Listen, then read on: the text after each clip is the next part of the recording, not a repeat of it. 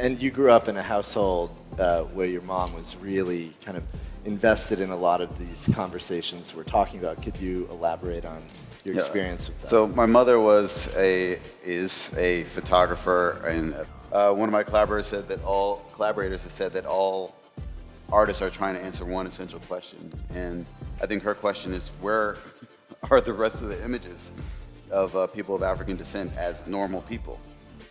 Art is a platform to present some of that information and create a dialogue. So in that process, we're rewriting history, RIGHTING. It was our obligation of the museum to do that. So we began a process, two processes. One was to begin to acquire work by African American artists before the Second World War, which is a huge empty space in almost every museum in the United States, and certainly beyond that, and to begin acquiring important work by contemporary African American artists.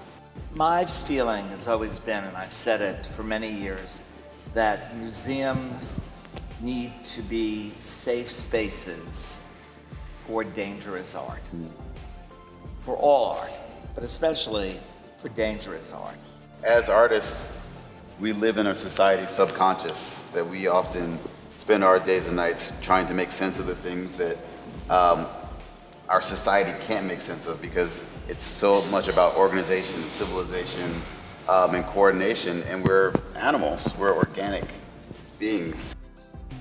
What do artists do? How do we react to what's happening politically? My hope is that every artist just goes a lot harder than they have been.